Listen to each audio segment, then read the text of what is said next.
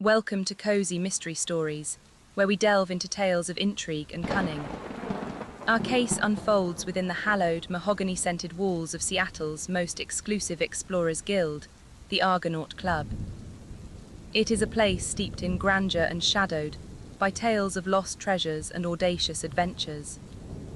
But when a legendary map vanishes from a sealed room during a tempestuous storm, the club's veneer of civility begins to crack, revealing the darkness that lies beneath. Chapter 1. The city of Seattle, a place I had always associated with a rather forward-thinking, almost colonial vigor, possesses a peculiar relationship with water. It embraces it, builds upon it, and yet every so often the water asserts its primeval dominance.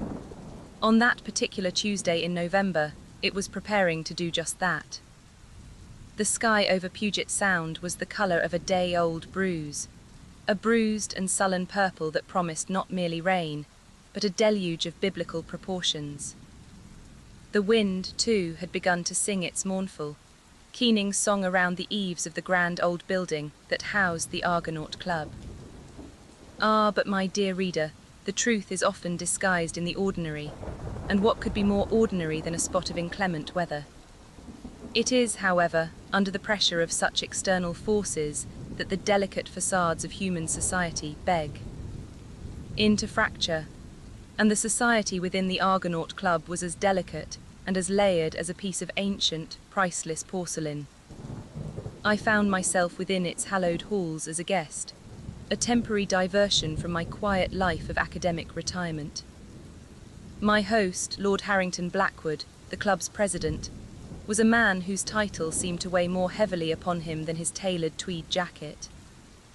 He had the sort of florid face and booming voice that suggested a robust constitution, yet his eyes, small, anxious, and perpetually darting, betrayed a man paddling furiously to keep his head above water. Miss Vance, he had boomed upon my arrival, his handshake a fraction too firm. An honor, a true honor to have a mind of your caliber grace our humble institution. Humble it was not. The Argonaut Club was a temple dedicated to the masculine ego, built with the spoils of empire and exploration. The walls were panelled in dark, brooding mahogany, upon which hung the mounted heads of beasts who had made the fatal error of looking majestic in front of a man with a rifle. Glass cases displayed artefacts of dubious provenance, tribal masks with accusingly empty eyes, shards of pottery from forgotten dynasties, and a veritable arsenal of ornate, yet lethal weaponry. The very air was thick with the scent of old paper, leather, and polish, underscored by the faint, melancholic aroma of decaying grandeur. The purpose of my visit, beyond escaping the dreariness of an English November, was to observe a rather momentous occasion. The club was in possession of the legendary Chart of the Jade Serpent, a map purported to lead to the resting place of a lost treasure fleet of the Qing Emperor. Lord Blackwood's own grandfather, the formidable Sir Alistair Blackwood, was said to have procured it under circumstances that grew more heroic with each retelling.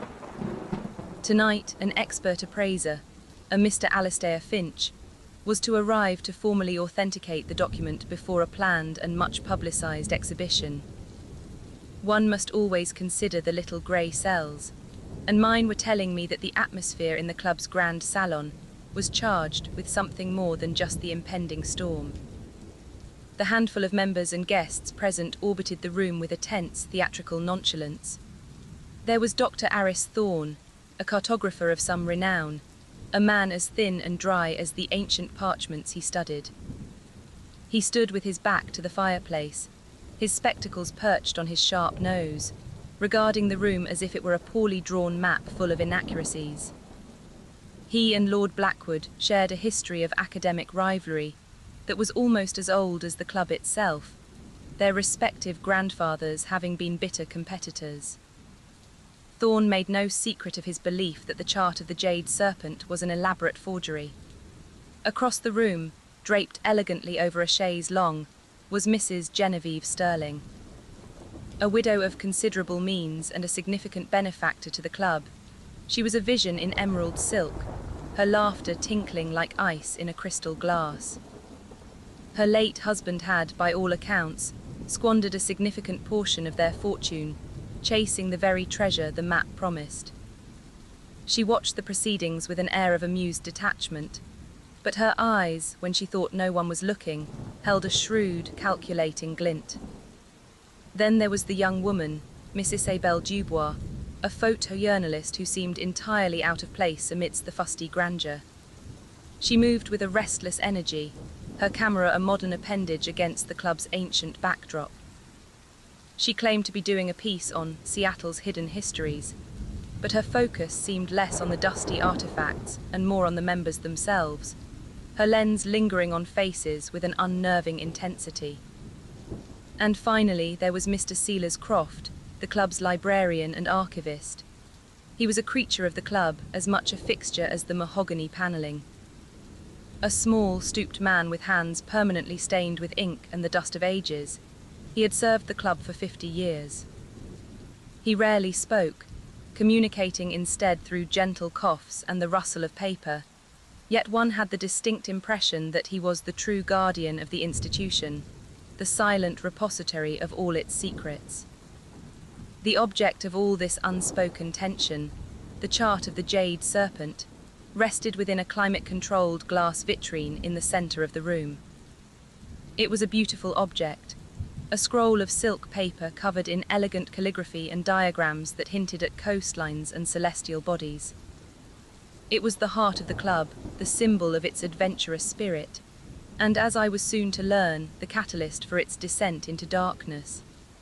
Mr. Finch, the appraiser, arrived just as the rain began to lash against the towering windows.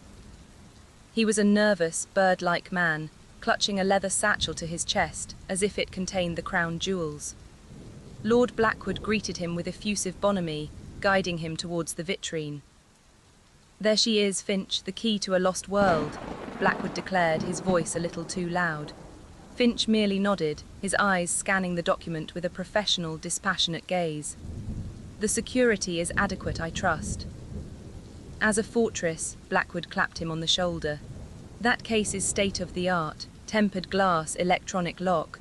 Only myself and Mr. Croft possess a key, it is perfectly safe." Ah, what a dangerous word that is, safe. It is a word that so often precedes calamity. The storm broke with a theatrical crash of thunder that seemed to shake the very foundations of the building. The lights flickered once, twice, and then plunged the grand salon into an abrupt, velvety darkness, punctuated only by the frantic blue-white flashes of lightning outside. There were a few startled cries, a nervous laugh from Mrs. Sterling. "Not to worry, not to worry," Blackwood's voice boomed out of the blackness. "The generator will kick in momentarily, a common occurrence in these old buildings." We waited in the tense, whispering darkness. The generator, however, remained stubbornly silent. Mr. Croft's calm, papery voice eventually cut through the gloom. "I shall fetch the emergency lanterns from the library." His shuffling footsteps receded, and we were left to make awkward conversation, our faces momentarily illuminated by the lightning, appearing like ghostly masks. After what felt like an eternity, a warm, steady glow appeared in the doorway as Mr. Croft returned with several oil lanterns. He moved methodically around the room, placing them on tables, his calm demeanor a quiet reproach to the rising anxiety. As the soft, flickering light pushed back the shadows, our eyes were drawn as if by a single string to the center of the room. The vitrine stood empty. A collective gasp sucked the air from the salon. Lord Blackwood was the first to find his voice, a strangled, incredulous roar. "The map, it's gone." He rushed to the case, his hands patting the smooth, unblemished glass. There was no sign of forced entry. The lock, a small electronic keypad, was dark and unresponsive. The chart of the jade serpent, the club's most prized possession, had vanished into thin air. The storm howled outside, a wild, mocking laugh. We were trapped, the 7 of us, in a grand and gloomy tomb with a thief in our midst. The game, as they say, was afoot. Chapter 2. Panic, my dear reader, is a most unhelpful emotion. It clouds the judgment, inspires rash action, and is generally a terrible impediment to the delicate art of deduction. The scene in the grand salon following the discovery of the theft was a veritable symphony of panic. Lord Blackwood was apoplectic, his face a blotchy crimson. He paced before the empty vitrine, gesticulating wildly. Impossible, it cannot be, the case was locked. The power was out for no more than 5 minutes. Dr. Thorne, by contrast, had an almost imperceptible smirk playing on his thin lips. Perhaps, Blackwood, it was never there to begin with. A clever bit of stage magic to drum up interest before your grand exhibition of a known fake. Insolence, Blackwood rounded on him. You've coveted that map for years, this is your doing. An accusation without proof is merely slander, Thorne retorted coolly, adjusting his spectacles. A concept with which your grandfather was intimately familiar. While the two men postured, my own attention was drawn elsewhere. One must always observe the small details, the seemingly insignificant trifles upon which the greatest of schemes so often founder. I procured one of the lanterns and made a quiet circuit of the room. The windows were all securely latched, their old brass fittings sealed tight against the storm.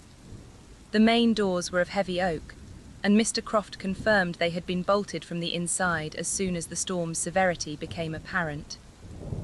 There was no way out and therefore no way in. The thief was undeniably one of us. My light fell upon Mr. Finch, the appraiser. He had sunk into a wing-back chair, his face a waxy, bloodless shade of white. He was muttering to himself, my reputation ruined before I even began. His satchel lay open at his feet, its contents, loupes, calipers and reference books, spilling onto the Aubusson carpet. I knelt beside him. Mr. Finch, were you able to examine the chart at all before the lights failed? He shook his head, his eyes wide with shock. No, not at all. Lord Blackwood was just about to have Mr. Croft open the case when the power went out. I never even saw it up close. A most interesting point. The thief had struck in that brief, chaotic window of darkness. I moved my lantern towards the vitrine. Blackwood was correct, the glass was pristine. But the lock, I peered at the small keypad. It was dark, yes, but there was also a tiny, almost invisible scratch near the manual override slot, a sliver of bright metal against the dark casing. Someone had tampered with it, and not with a key. Lord Blackwood, I said, my voice cutting through his tirade against Dr. Thorne.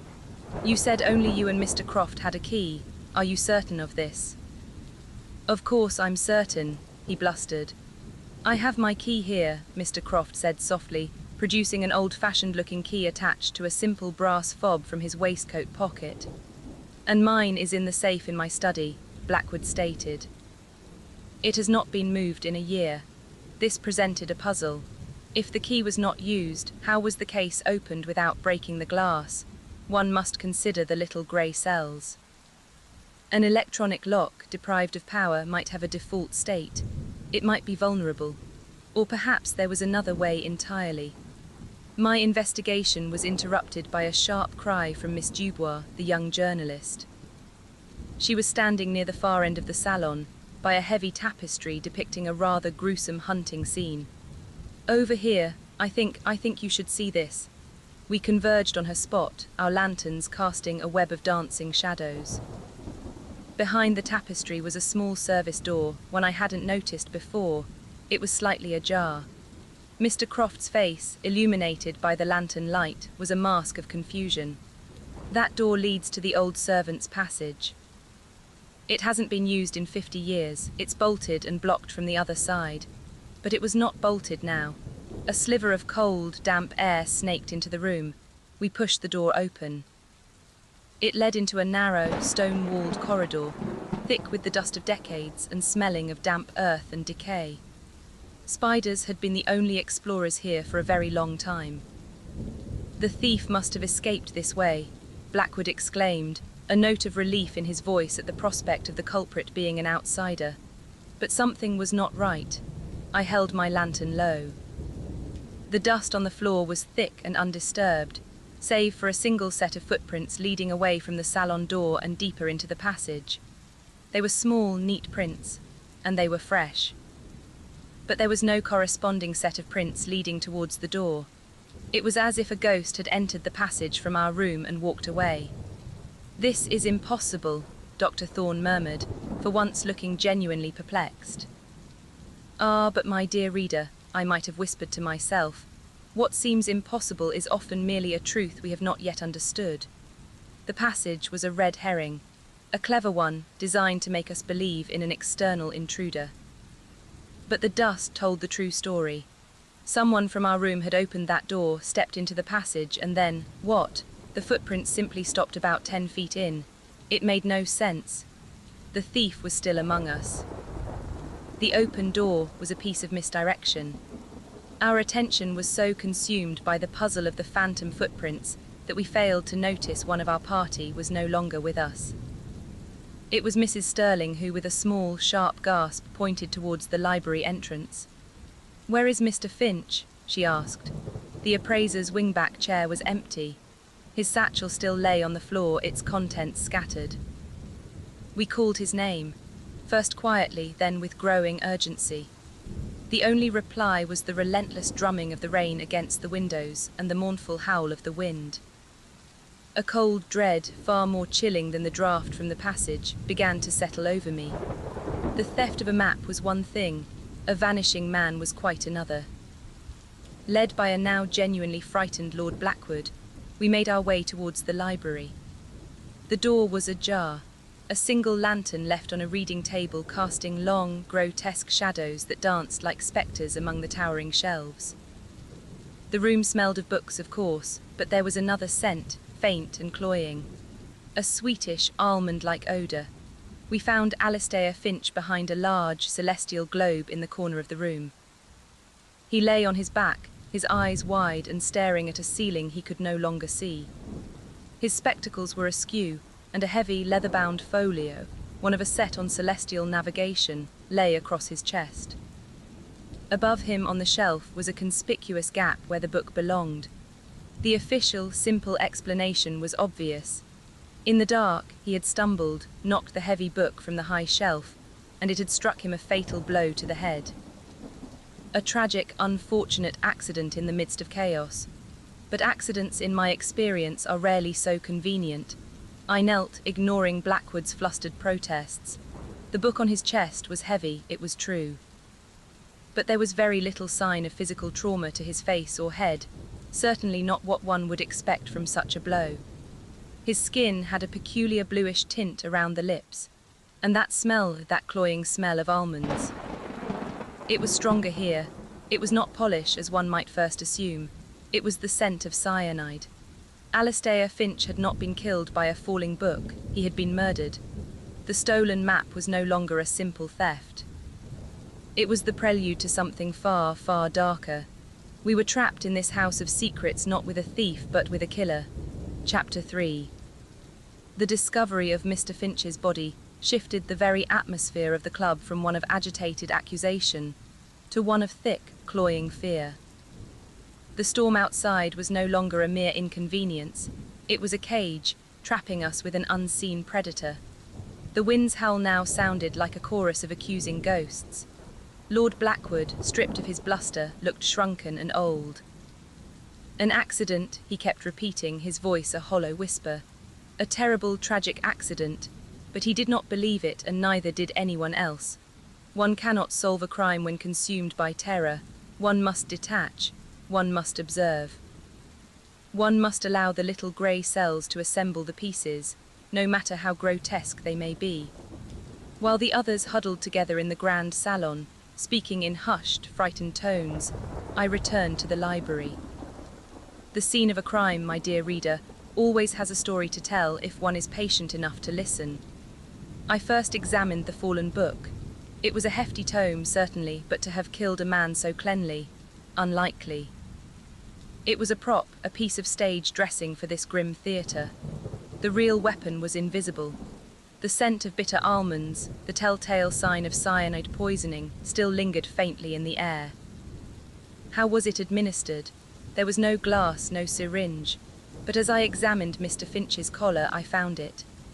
A tiny puncture mark on the side of his neck, so small as to be almost invisible, the kind of mark a pin might make. A swift, silent method of delivery. This was not a crime of passion. It was calculated, cold.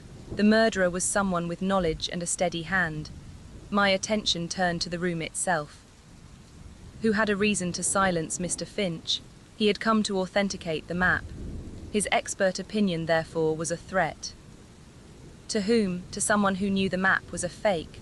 Or perhaps to someone who knew it was real, but whose claim to it was fraudulent. Both possibilities pointed in different directions. Dr. Thorne had loudly and publicly proclaimed the map a forgery for years. If Finch proved it authentic, Thorne's professional reputation would be in tatters. A motive, certainly, for a proud and bitter man. I found him in the salon, meticulously cleaning his spectacles with a silk handkerchief, his movements precise and unnervingly calm in the midst of the chaos. An odd detachment. A terrible business, I murmured, approaching him. An inevitability, he replied, not looking at me. When men like Blackwood build their legacies on myth and stolen glory, the foundations are bound to crumble. His alibi was simple. He claimed to have been in the salon with everyone else during the blackout. But in the darkness and confusion, who could say for certain? Lord Blackwood, on the other hand, had the opposite motive. If Finch declared the map a forgery, the club would lose its main attraction. The exhibition would be a disaster, and Blackwood's already precarious financial situation. A fact I had gleaned from a snippet of overheard conversation between M and a creditor on the telephone earlier that day would become utterly untenable. He, too, claimed to have been in the salon, bellowing into the darkness. Then there was the quiet Mr. Croft, the librarian. He knew the collection better than anyone. He would know of a book on Qing dynasty poisons, a book I found subtly out of place on a shelf near where the body was found. He would know of the club's curios, which might include something like a poison-tipped pin from some far-flung corner of the world. His motive was unclear, but his access and knowledge were undeniable. He was, at that moment, attempting to fix the generator, his movements slow and methodical, his face an unreadable mask of quiet diligence. And what of the ladies? One must never discount the ladies. Mrs. Genevieve Sterling, for all her flighty charm, was a woman of business. Her husband had poured their money into this treasure hunt. What if he had discovered something? What if he had discovered the map was a key, but not in the way everyone thought? I recalled an offhand comment she had made earlier. My poor husband always said the map was a clever trick. A trick? How? So, when I questioned her, she waved a dismissive, bejeweled hand. Oh, darling, who knows what he meant? He was obsessed. He believed the real secret wasn't on the map, but in it. Codes, ciphers, he drove himself mad with it. She too was in the salon. Her perfume, a heady gardenia scent with an almond-like top note, was a tantalizing red herring. That left Miss Isabelle Dubois, the journalist. Young, sharp, and ambitious. I found her not with the others, but in the club's archive room, a small, dusty chamber adjoining the library. The service passage with the mysterious footprints connected to this room as well. She was not looking at books, but at the club's original charter, laid out on a table, her camera resting beside it. Finding a new angle for your story, Miss Dubois? I inquired gently. She started, turning to face me. Her eyes were bright with an intelligence that bordered on defiance. You could say that. I'm interested in origins, how things begin. She gestured to the charter. For instance, this document legally bequeaths all artefacts procured by Sir Alistair Blackwood to the club in perpetuity. But it says nothing of lands or properties he may have acquired. An interesting legal distinction. I noticed a small, muddy smudge on the hem of her trousers, consistent with the damp earth of the unused passage. And her boots, peeking out from beneath her trousers, were small and sturdy. They would make a print very much like the one I had seen. She had the means to create the diversion in the passage, and a hidden agenda that was clearly more complex than a simple magazine feature.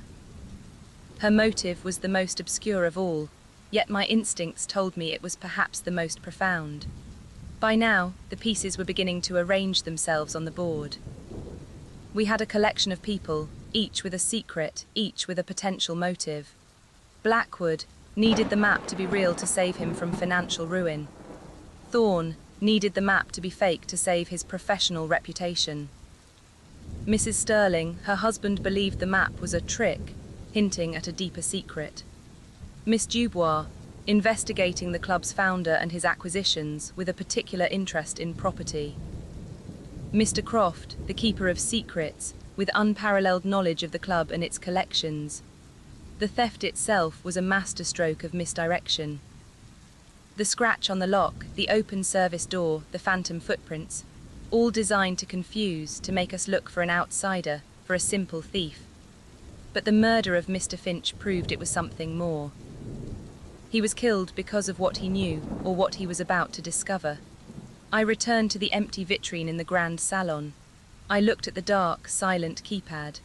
Lord Blackwood had been so proud of his state-of-the-art security. But technology, my dear reader, can create a vulnerability just as easily as it can create a defense. The power cut was the key. Not the key to the lock, but the key to the crime. Most electronic locks of that era had a failsafe. In the event of a power failure, they either remained locked, fail secure, or they unlocked, failsafe. Given Blackwood's boastful nature, he would have opted for what he considered the most advanced. But what if there was a third option? A maintenance mode? A brief window when the power goes out before the battery backup engages, where the mechanism is momentarily disengaged. It would take knowledge and split-second timing. The thief did not need a key. They needed the darkness, they needed the chaos. They stole the map, created a series of elaborate diversions, and then, under the cover of that confusion, they approached Mr. Finch in the library and silenced him forever. The folio was placed on his chest to suggest a falling object. The whole scene was a carefully constructed lie, and the most successful lies are those built around a kernel of truth. The truth was the storm and the blackout. The lie was everything that followed. My mind kept returning to the quiet, unassuming Mr. Croft. He, more than anyone, would know the club's quirks, its faulty wiring, its disused passages, the secrets hidden in its collection. He was the one who had so calmly fetched the lanterns, his movements measured and unhurried while others panicked. Was it the calm of an innocent and diligent servant, or the icy composure of a killer whose plan was proceeding exactly as intended? The night wore on. The storm raged. And inside the Argonaut Club, 6 people sat trapped in a web of fear and suspicion, each of them wondering who would be next. The missing map was no longer the prize. It was the fuse that had lit a bomb of long-buried secrets. And the ticking, I feared, was growing louder. Chapter 4. There comes a point in every investigation, my dear reader, when the scattered pieces of the puzzle, which have hitherto seemed so disparate and confusing, begin to coalesce. A pattern emerges from the chaos. It is a moment of pure, quiet clarity, and for me it arrived in the dead of night, in the hushed silence of the library, the theatre of our little tragedy. The others had retired to various guest rooms and lounges, attempting a fitful, nervous sleep. But sleep, for me, was an indulgence I could not afford. The little grey cells were buzzing with a furious energy. The murderer's plan was clever, I had to admit. It was a triptych of deception. The first panel was the theft, designed to look like a simple act of greed. The second was the murder, disguised as a tragic accident. The third was the web of suspicion, so expertly woven that it ensnared everyone. But the artist, in their cleverness, had made a mistake. A tiny, almost imperceptible brushstroke was out of place. It was the matter of the key. Blackwood S. was in his safe, Croft S. was in his pocket. Yet the vitrine was opened. The theory of the power failure vulnerability was plausible, but it lacked a certain elegance. A killer as meticulous as this one would not rely on such a variable. There had to be another way. I thought of Mr. Croft's words. That door hasn't been used in 50 years. An archivist's precision. He knew the history of every lock, every hinge, every secret of this building. And that was when the thought struck me. What if there was another key? Not a modern one for the electronic lock, but an old one, a master key. A key that predated the new technology, a key for a manual override that only the club's longest-serving custodian would know existed. The tiny scratch I had seen was not from a pick, but perhaps from the tip of an old, ill-fitting key. This line of reasoning placed Mr. Croft firmly at the centre of the web, but his motive remained stubbornly opaque.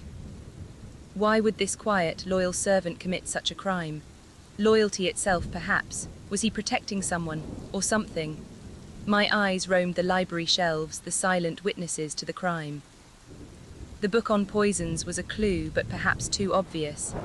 It was the sort of thing a detective in a novel might find. Our killer was more subtle than that.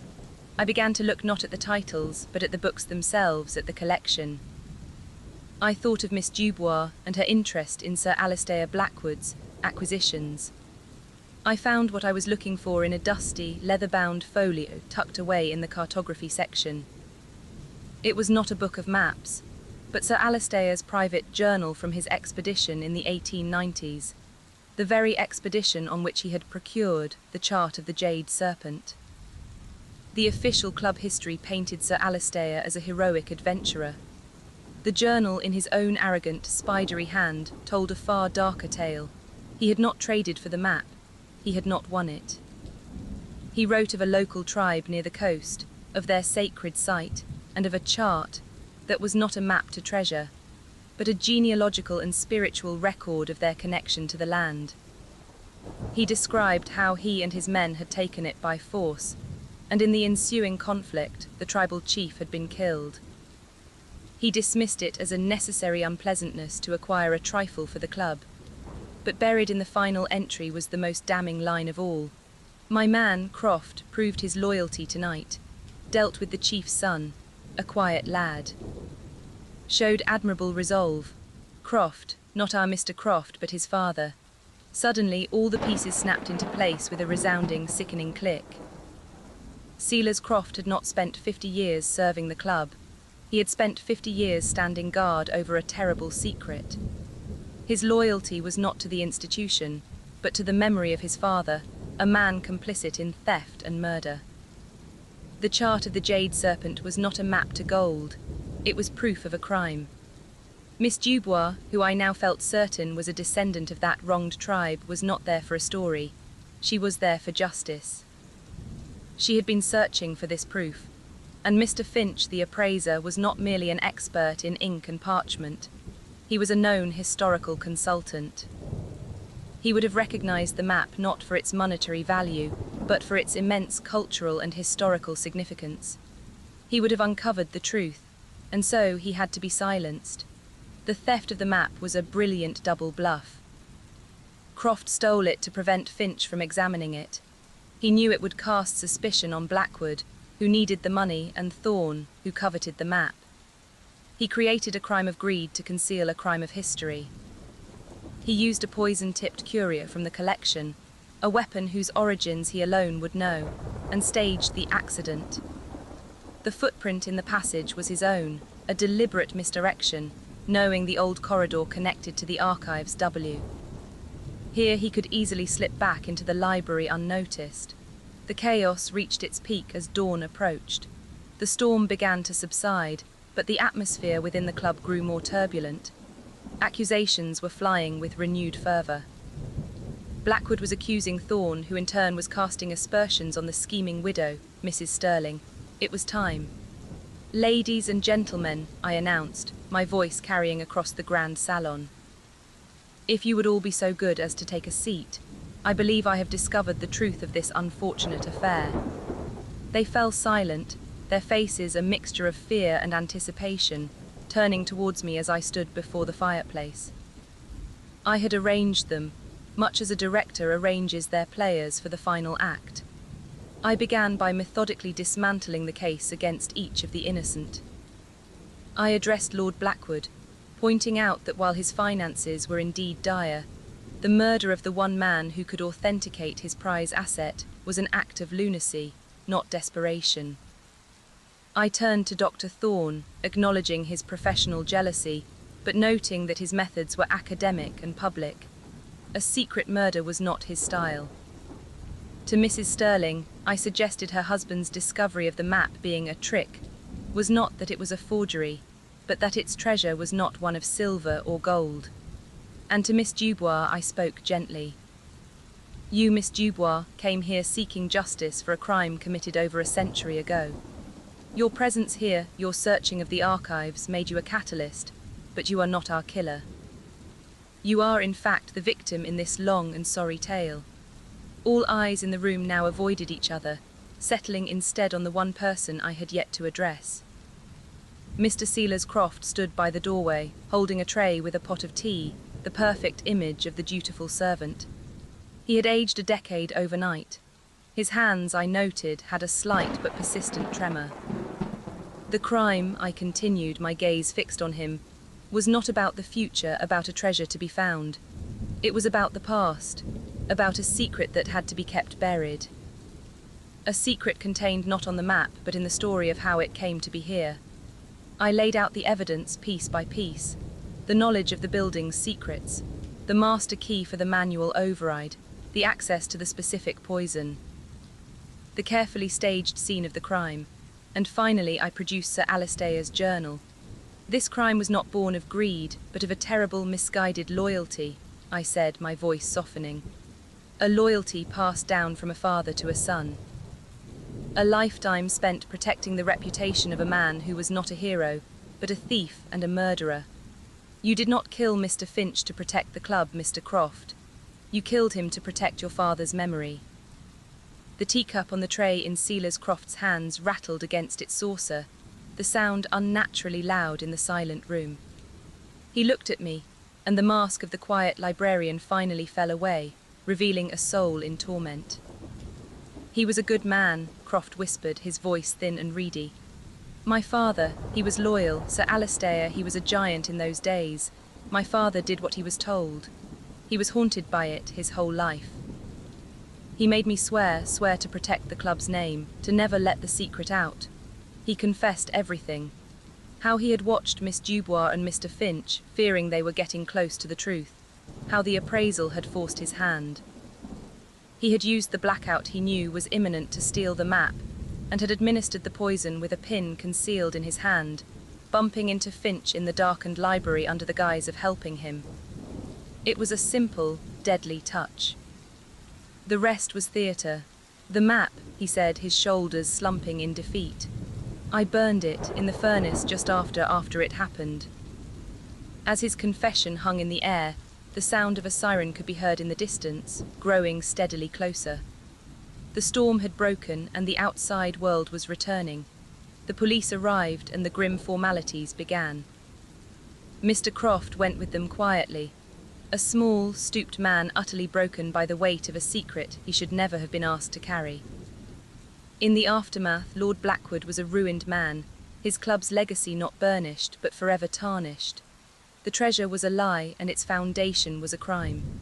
Miss Dubois, however, finally had the truth. She would not write a sensationalist story, she told me, but a piece of restorative history, giving a name and a voice back to the people Sir Alistair had silenced. Justice, it seems, sometimes takes a century to find its way.